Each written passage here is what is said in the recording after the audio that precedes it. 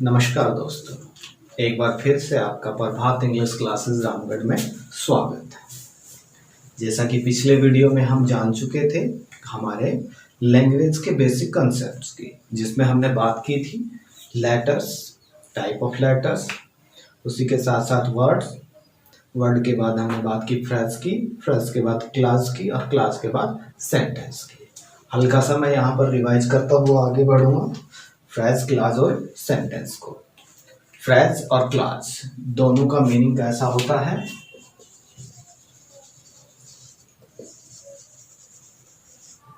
Phrase और class दोनों के बीच सिमिलरिटी है, वो मीनिंग के आधार पे है, और दोनों में मीनिंग क्या होगा? अनकंप्लीट होगा। और सेंटेंस में जबकि मीनिंग क्या होता है? कंप्लीट मीनिंग होता है। ठीक है, तो सेंटेंस के अंदर मीनिंग कंप्लीट।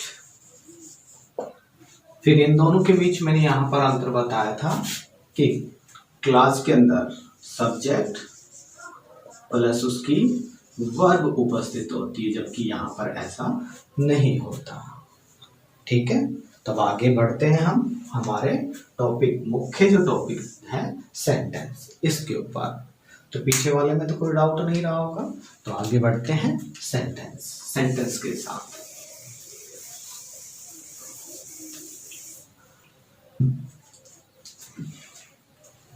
बात करें हम अपने दैनिक जीवन के अंदर, प्रत्येक व्यक्ति किसी न किसी व्यक्ति से आम बोलचाल की भाषा में बात करता है। उसी प्रकार से इंग्लिश के अंदर भी बात करते होंगे। तो बात करते हैं तो स्वाभाविक है वो कोई ना कोई तरीका तो अपनाते ही होंगे।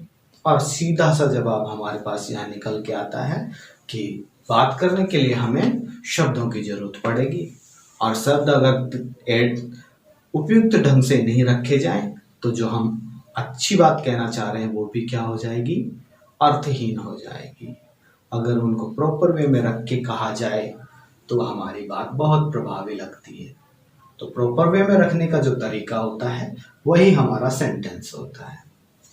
सेंटेंस क्या होता है?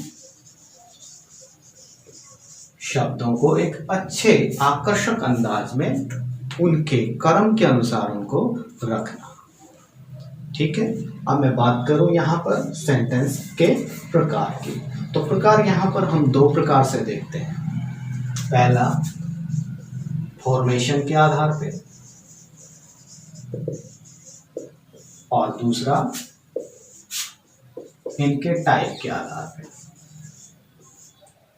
फॉर्मेशन के आधार पे हम इनको यहाँ पर तीन भागों में बांटते हैं। पहला भाग हमारा होता है सिंपल, कंपाउंड और तीसरा कॉम्प्लेक्स। और बात करें हम टाइप के आधार पे, तो इस टाइप को हम यहाँ पढ़ नहीं वाले हैं। इन तीनों को हम अभी ड्रॉप करेंगे, इनकी जरूरत हमें आगे पड़ेगी तो इनकी बात हम आगे करेंगे। फिर भी मैं यहाँ पर हल्का इनका एक्सप्लेनेशन कर देता हूँ। सिंपल सेंटेंस, जहाँ पर एक सब्जेक्ट और एक उसकी वर्ब उपस्थित हो। यहाँ पर दो या मोर देन टू सब्जेक्ट और वर्ब, लेकिन दोनों क्या होंगे? इंडिपेंडेंट होंगे, फ्री होंगे, कि कोई भी किसी के ऊपर आश्रित नहीं होगा। और यहाँ पर टू या मोर देन टू, और यही हाल किसका रहेगा? वर्ब का रहेगा। लेकिन यहाँ पर एक पार्ट दूसरे के ऊपर डिपेंड रहेगा, सेकंड पार्ट के ऊपर डिपेंड रहेगा। चाहे ये कह लो कि सेकंड भाग पहले पे डिपेंड रहेगा या पहला भाग सेकंड पे डिपेंड रहेगा, वो बात एक ही है। जो भाग डिपेंड रहेगा वो डिपेंडेंट क्लॉज कहलाएगा, और जो फ्री रहेगा वो इंडिपेंडेंट क्लॉज कहलाएगा, या प्रिंसिपल क्लॉज कहलाएगा, या मेन क्लॉज कहलाएगा। तो यहाँ पर हम इसको ड्रॉप कर रहे हैं। अब हम बात करेंगे उनके टाइप्स के आधार पर, या मैं सीधा ही कह दूँ टाइप ऑफ सेंटेंस। तो यहाँ पर हमारे मन में सीधे सीधे 4-5 टाइप सेंटेंस निकल के आ रहे होंगे। तो पहला जो टाइप है यहाँ पर हमारा सेंटेंस का, वो है असर्टिव। कौन सा है? असर्टिव।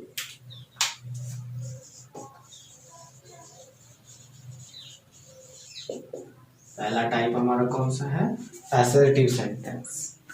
जरा सोचिए असर्टिव सेंटेंस होता क्या है, एक बार विचार कीजिए।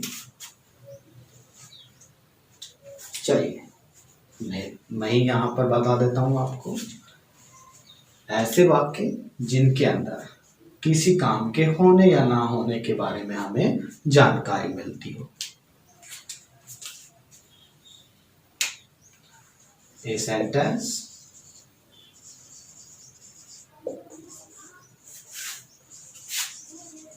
which provide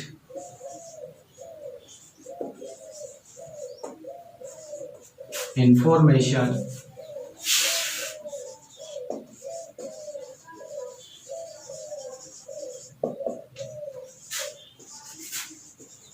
about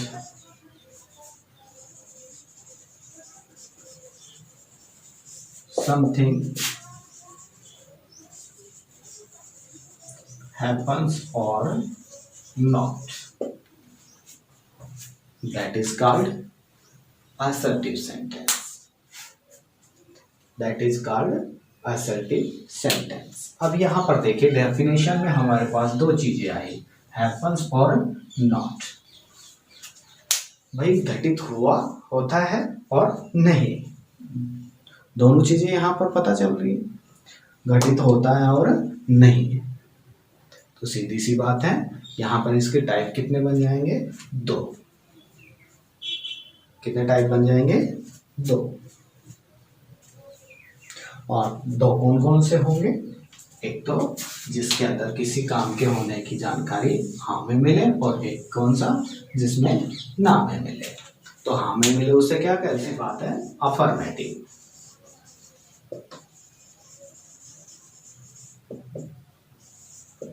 कौन सा कहते हैं?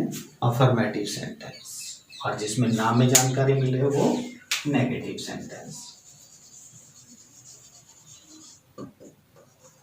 तो यहाँ पर हमें इनकी डेफिनेशंस पे नहीं जाना है। सबसे मेन जो अहम है यहाँ पर वो यही है कि हम इनके जो सेंटेंस स्ट्रक्चर है वो यहाँ से क्लियर करते हुए चलें। तो बात करें अफर्मेटिव की, तो अफर्मेटिव में सबसे पहले आने वाला जो एलिमेंट होता है वो होता है सब्जेक्ट। सब्जेक्ट के बाद एचवी का प्लेस होता है, एचवी के बाद एमवी, एमवी के बाद ऑब्जेक्ट। ठीक है। और नेगेटिव में सब्जेक्ट, सब्जेक्ट के बाद एचवी, एचवी के बाद में नॉट, नॉट के बाद एमवी और एमवी के बाद ऑब्जेक्ट। ये इनका वर्ड ऑर्डर होता है। सबसे अहम जो ध्यान रखना है हमें वो यही है कि इनका वर्ड जो ऑर्डर है, ये वर्ड ऑर्डर हमें ध्यान होना चाहिए। और ये वर्ड ऑर्डर ही हमारी बहुत सी जगह हेल्प करता है। और इसी हेल्प की सहायता से हम आगे की जो बहुत सारी चीजें हैं, जैसे उदाहरण के तौर पे पैसिव है, स्पीच है, इनके अंदर हमें मदद मिलती है। तो मुझे उम्मीद है कि आपको असर्टिव सेंटेंस अच्छे ढंग से समझ में आ गया होगा। तो आगे चले, अगला टाइप होगा हमारा।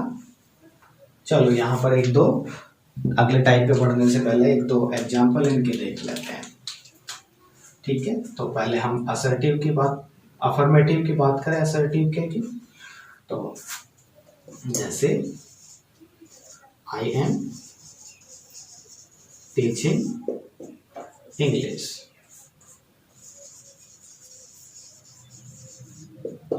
तो ये तो क्या है? असर्टिव है। पहला एलिमेंट सब्जेक्ट, दूसरा एचवी और टीचिंग एमवी, और लास्ट में हमारा इंग्लिश क्या है? ऑब्जेक्ट।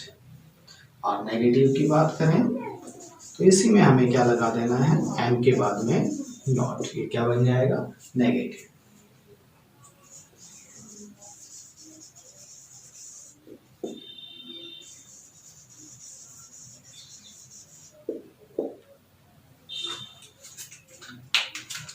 और कई बार क्या होता है कि हमें इन सेंटेंसेस को भैया इंटरचेंज करना पड़ जाता है।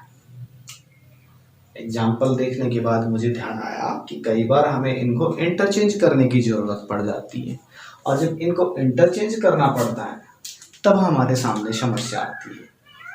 और समस्या भी किस में आती है, उसकी बात कर लेते हैं। बात करें हम ऐसे सेंटेंसेस की जिनमें एच वी अवेलेबल है, तो वहां पर तो हमें कोई दिक्कत नहीं आती है। दिक्कत आती है हमें ऐसे सेंटेंसेस में जहां एच वी अवेलेबल नहीं होती। तो अपने दिमाग पे जोर लगा के बताइए ऐसे कौन कौन से टेंसेस हैं जहां पर हम एच वी का प्रयोग नहीं करते। तो प्रेजेंट सिंपल, जिसका अफर्मेटिव सेंटेंस, वहां पर हम एच वी का प्रयोग नहीं करते। इसी के साथ साथ पास्ट सिंपल, यहाँ पर भी हम अफर्मेटिव सेंटेंस के अंदर एच वी का प्रयोग नहीं करते। दोनों के उदाहरण में यहाँ लिख रहा हूँ, I teach English, I taught English. बाकी भैया आपको कहीं दिक्कत नहीं आएगी सिवाय इन दो के। बाकी में तो हमें क्या मिलेगी, एच वी लिखी हुई मिलेगी, लेकिन क्या यहाँ एच वी है, नहीं। हमारा जवाब तो एक ही है कि यहाँ पर भी वर्ब है, यहाँ पर भी वर्ब है। तो ऐसी स्थिति में क्या करें, तो यहाँ पर हमें कुछ नहीं करना, हमें थोड़ा सा ध्यान रखना है। और वो ध्यान क्या रखना है, सेंटेंस का स्ट्रक्चर तो हमें ध्यान रखना ही है। सेंटेंस स्ट्रक्चर के साथ साथ हमें अगर इनको नेगेटिव में बदलना पड़ जाए तो हमें यहाँ पर एच वी का प्रयोग करना पड़ेगा। और एच वी का प्रयोग करना पड़े तो ध्यान रखना, डू, किसका प्रयोग करोगे, डू का। अब हमें पता है कि पास्ट टेंस है, तो पास्ट टेंस में हम इसको किस में बदल देंगे, डिड में। और यहाँ पर अगर वर्ब में ऐसे यस लगा है तो डू के अंदर क्या लगा देंगे, यस लगा देंगे, तो ये डज बन जाएगा और ये डिड बन जाएगी। तो आई होप आपको ये कंसेप्ट भी समझ में आ गया। आगे बढ़ते हैं सेंटेंस के अगले टाइप की तरफ, और अगला सेंटेंस का टाइप होगा हमारा इंटरोगेटिव सेंटेंस। कौन सा होगा, इंटरोगेटिव।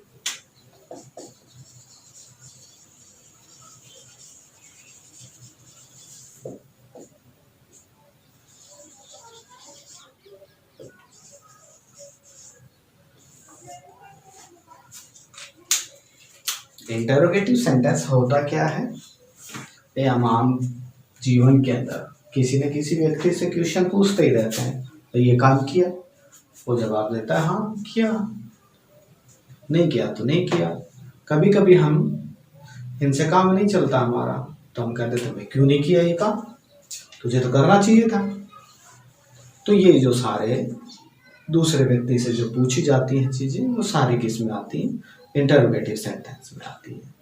ठीक है, तो यहाँ पर इंटरोगेटिव सेंटेंस की टाइप की बात कर ले, तो यहाँ पर पहला टाइप होगा हमारा यस नो टाइप।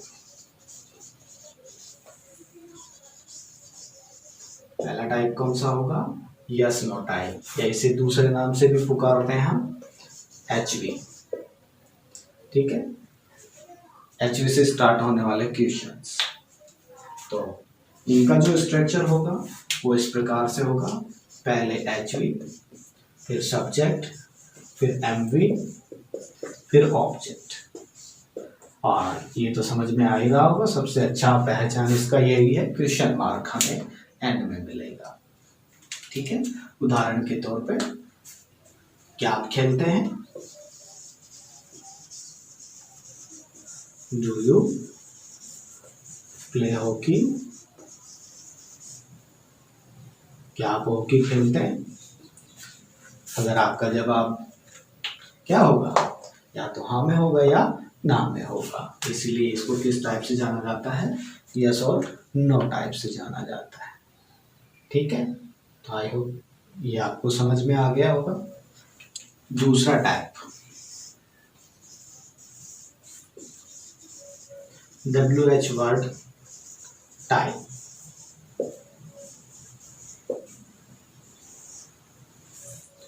या मैं कहूँ WH फैमिली से शुरू हो, यहाँ पर जो सेंटेंस होगा वो किसकी सहायता से होगा, WH वर्ड से शुरू होगा या क्वेश्चन वर्ड से शुरू होगा।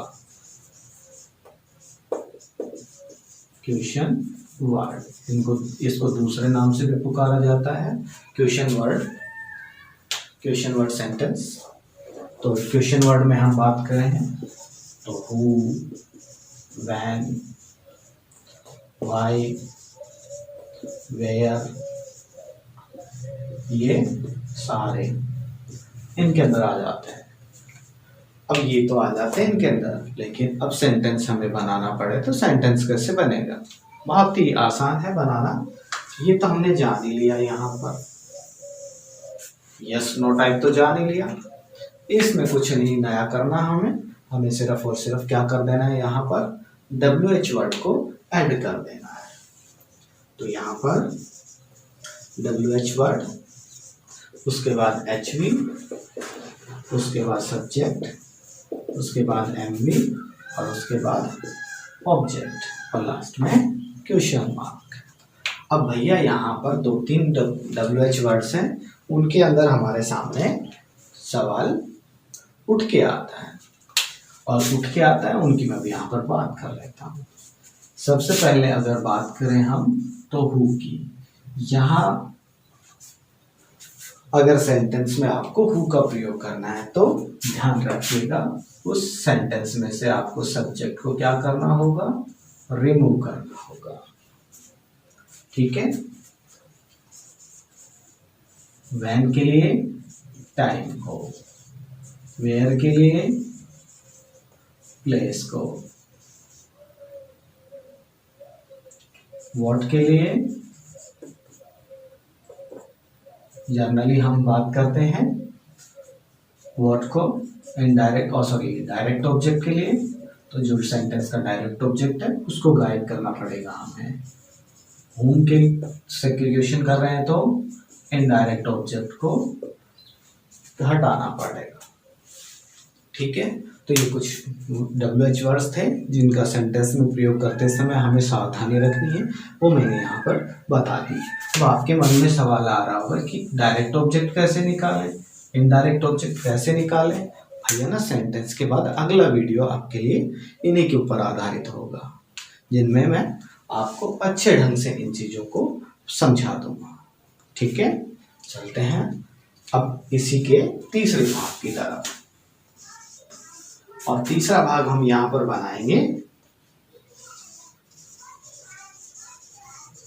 Question tag. अब बहुत से लोग तो ये सोच रहे होंगे कि सर ये है क्या, हमने तो आज तक ही नहीं पढ़ा। भैया नहीं पढ़ा तो जान लो, ये बहुत बार पूछा जाता है, बहुत बार काम में लिया जाता है। जैसे आप कोई काम कर रहे हो, आपके पास आकर कोई व्यक्ति कहता है ये काम कर रहे हो, क्यों ये काम नहीं कर रहे हो, तो इस प्रकार से वो लास्ट में अपना क्वेश्चन लगा देता है। जैसे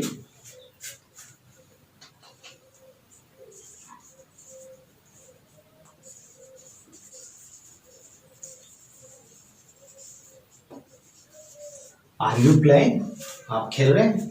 तब तो सीधी सीधी बात है कि वो आपके बारे में बता रहा है कि आप खेल रहे हैं। लेकिन अब यहाँ पर छोटा सा और ऐड कर दें,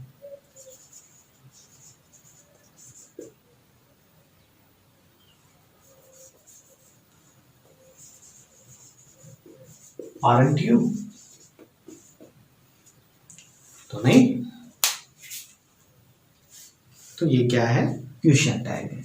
और देखिए 2-4 एग्जाम्पल और एक्सप्लेन कर रहा हूँ मैं यहाँ पर, इनको हटा देता हूँ मैं एक बार और फिर अच्छे ढंग से यहाँ पर हम क्वेश्चन टैग के बारे में भी बात कर लेंगे, फिर आगे हम अपने नेक्स्ट टॉपिक पे बढ़ेंगे।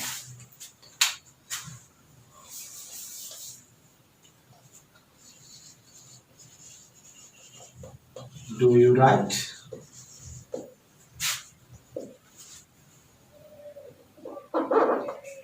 Do you right? अभी तक तो क्या है, ऑलरेडी ये क्वेश्चन है, ठीक है, लेकिन हम बात कर रहे हैं किसकी, क्वेश्चन टैग की। तो इस प्रकार से नहीं होगा, वो होगा you write a letter,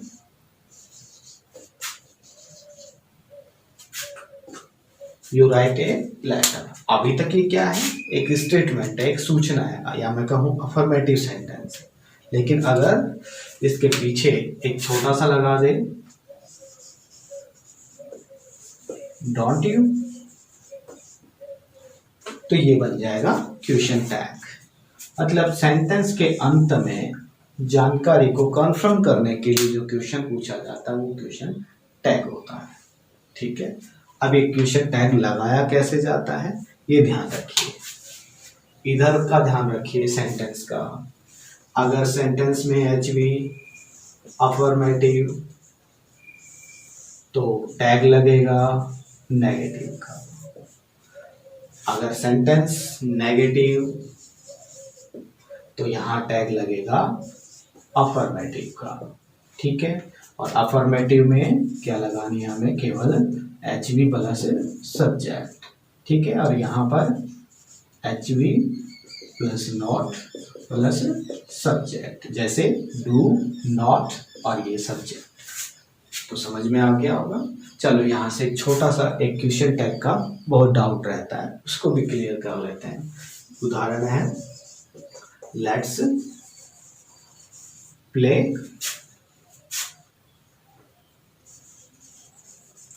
hockey, और कहा गया कि इसके अंदर क्वेश्चन टैग लगाइए, तो बताइए क्या क्वेश्चन टैग होगा। आपका जवाब होगा सर यहाँ तो एच वी है ही नहीं, एच वी नहीं है तो क्या करें, क्वेश्चन टैग थोड़े ना लगाएंगे। भैया यहाँ पर क्वेश्चन टैग लगेगा, ध्यान रखिए।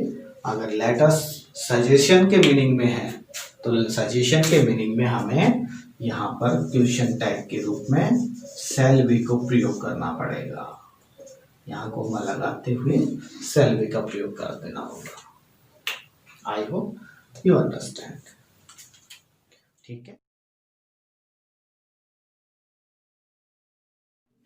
अब बात करते हैं हमारे अगले भाग की।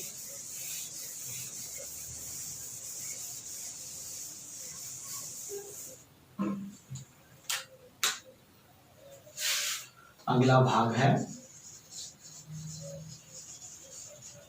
इम्पेरेटिव।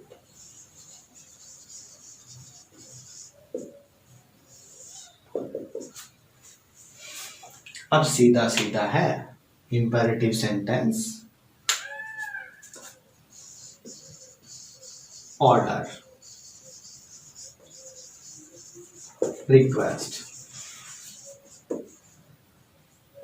एडवाइस,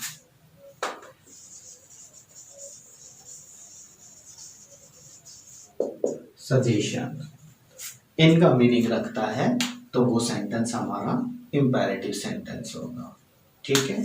विशेष तौर से इम्पेरेटिव सेंटेंस वर्ब की फर्स्ट फॉर्म से शुरू होते हैं और वर्ब की फर्स्ट फॉर्म के बाद ऑब्जेक्ट का प्रयोग करना होता है, ठीक है।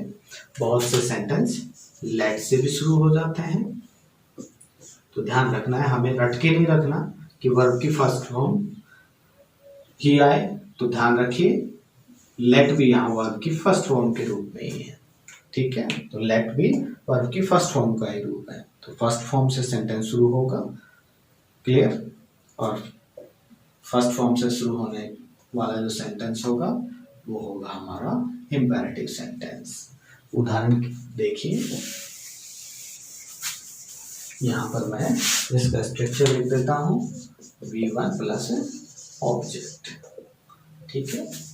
एग्जाम्पल देखिए इसका, जैसे open the door, let me go. ये क्या है? दोनों के दोनों इंपेरेटिव सेंटेंस। ठीक है, आई होप समझ में आ गए होंगे आपके। चलिए अब आगे बढ़ते हैं हमारे नेक्स्ट टॉपिक की तरफ। और जो नेक्स्ट भाग है सेंटेंस का वो है एक्सक्लेमेटरी सेंटेंस। एक्सक्लेमेटरी सेंटेंस की पहचान सबसे अच्छी है, लास्ट में एक्सक्लेमेशन मार्क मिलेगा और इसी के साथ साथ सॉरो, जॉय, हैप्पीनेस,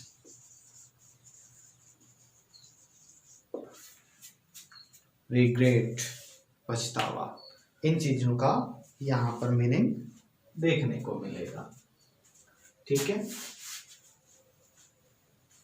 जैसे बात करूं मैं सेंटेंस स्ट्रक्चर की, तो सेंटेंस स्ट्रक्चर यहाँ पर कोई फिक्स नहीं है, लेकिन यहाँ पर कुछ वर्ड्स हैं उनका हमें ध्यान रखना है। हुर्रा, जॉय के लिए, आल्स, सोरो, ये कुछ शब्द हैं, इनका हमें ध्यान रखना है। ये यहाँ पर इनको शो यहाँ पर प्रकट करते हैं। पूरा करेगा जॉय को, आल्स सोरो को। ठीक है, तो यहाँ स्ट्रक्चर यहाँ फिक्स नहीं रहेगा। देखते हैं sentence.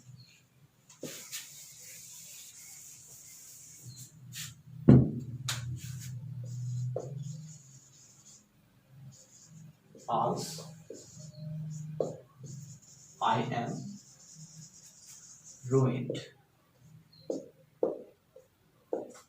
Als I am ruined.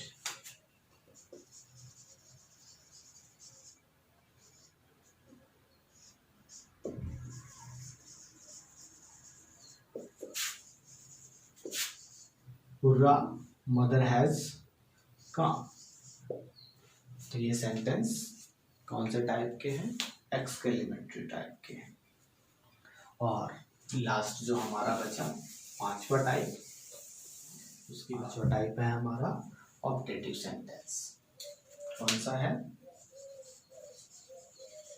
Optative sentence.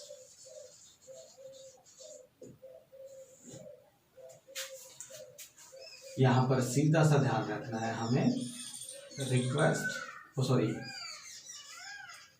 Pray और प्रे का ध्यान रखना है, प्रे का मीनिंग, और इसी के साथ साथ यहाँ पर जो मीनिंग आएगी वो आएगा विश का, मतलब इच्छा। इन दो का मीनिंग यहाँ पर हमें देखने को मिलेगा। ठीक है, जैसे मे यू लिव लॉन्ग। अब आपके मन में एक क्वेश्चन आया होगा, और क्वेश्चन क्या है? सर एक्सक्लेमेशन मार्क तो हम एक्सक्लेमेटरी सेंटेंस में लगाते हैं, यहाँ क्यों? भैया ऑप्टेटिव सेंटेंस अगर मे से शुरू हो रहा है तो ध्यान रखना उसके एंड में हमें क्या लगाना होगा? एक्सक्लेमेशन मार्क ही लगाना होगा। बात आ गई होगी समझ में? ठीक है, तो ये थे हमारे सेंटेंस के प्रकार। अब आगे वाली वीडियो में हम बात करेंगे सेंटेंस के पार्ट्स की, सेंटेंस कितने भागों में डिवाइड होगा। ठीक है, I hope you enjoy watching the video. If you like the video please press the bell icon and subscribe my channel. Thank you.